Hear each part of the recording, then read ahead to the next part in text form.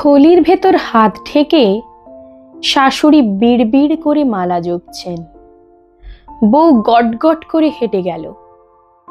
আওয়াজটা বেয়াড়া, রোজকার আটপৌরে নয়, যেন বাড়িতে ফেরিওয়ালা ডেকে শখ করে নতুন কেনা হয়েছে। সুতরাং মালাটা থেমে গেল এবং চোখ দুটো বিষ হয়ে ঘাড়টাকে হেলিয়ে দিয়ে যেদিকে বউ যাচ্ছিল সেই দিকে ঢলে পড়ল। নিচের চোয়ালটা সামনে ঠেলে দাঁতে দাঁত লাগলো। বিলক্ষণ রাগ দেখিয়ে পর মুহূর্তে শাশুড়ির দাঁত, চোখ, ঘাড়, চোয়াল যে যার জায়গায় ফিরে এলো। তারপর সারা বাড়িটাকে আঁচড়ে আঁচড়ে কলতলায় ঝমর ঝম, খনর খন, ক্যাচ কোচ, ঘ্যাস ঘিস, ক্যাচর ক্যাচর শব্দ উঠল। বাসনগুলো কোনোদিন তো এত ঝাঁঝ দেখায় না, বড় তেল হয়েছে।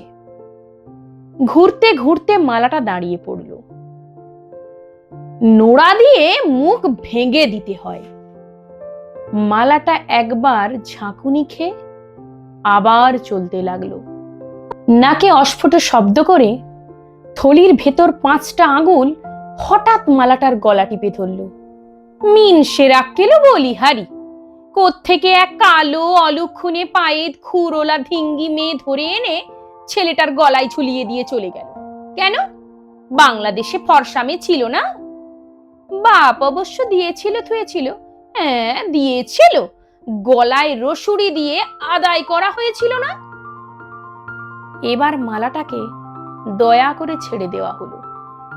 শাশুড়ির মুখ দেখে মনে হচ্ছিল থলির ভেতর হাত ঢুকিয়ে এই সময়ে কি যেন তিনি লুকোচ্ছিলেন। একটা জিনিস, কমাস আগে বৌমা মরবার জন্য বিষ খেয়েছিল। ভাসুর পর ডাক্তার না হলে ও বউ এ বংশের গালে ঠিক চুনকালি মাখাতো। কেন?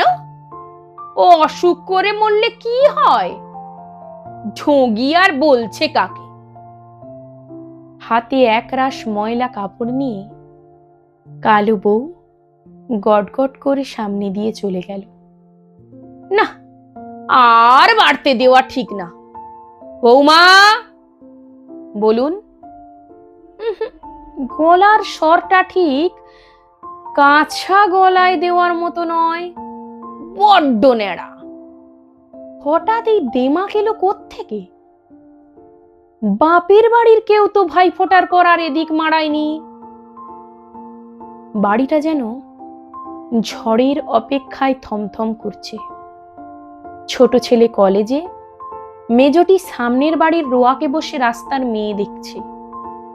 ফর্সা ফর্সা মেয়ে, বৌদির মতো ভুসুন্ডি কালো নয়। বালতি ঠনঠনিয়ে বউ যেন মা কালীর মতো রণরঙ্গিনী বেশে কোমরে আঁচল জড়িয়ে চোখে চোখ রেখে শাশুড়ির সামনে এসে দাঁড়ালো। শাশুড়ি কেমন যেন হঠাৎ গা ছমছম করতে লাগলো। তাড়াতাড়ি থলির ভেতরে হাতটা ঢুকিয়ে চোখ নামিয়ে বলে, আচ্ছা থাক, এখন যাও। বউ মাথা নিচু করে গটগট করে চলে গেল। তারপর একা একা পা ছড়িয়ে বসে মোটা চশমায় কাঁথা সেলাই করতে করতে শাশুড়ি এফোড় ওফোড় হয়ে ভাবতে লাগলেন, বউ হঠাৎ কেন বিগড়ে গেল? তার একটা তদন্ত হওয়া দরকার। তারপর দরজা দেবার পর রাত্রে বড় ছেলের ঘরে আড়ি পেতে এই কথা কানে এলো। বউ বলছে, একটা সুখবর আছে। পরের কথাগুলো এত আস্তে যে শোনা গেল না। খানিক পরে চকাস চকাস শব্দ। মা হয়ে আর দাঁড়াতে লজ্জা করছিল, কিন্তু তদন্তটা শেষ হওয়া দরকার। বউয়ের গলা। মা কান খাড়া করলেন, বলছে, দেখো ঠিক আমার মতো কালো হবে। এরপর একটা ঠাস করে শব্দ হওয়া উচিত। ও মা, বৌমা বেশ ডগমগ হয়ে বলছে, কি নাম দেব জানো? আফ্রিকা। কালো মানুষেরা কি কাণ্ডই না করছে সেখানে।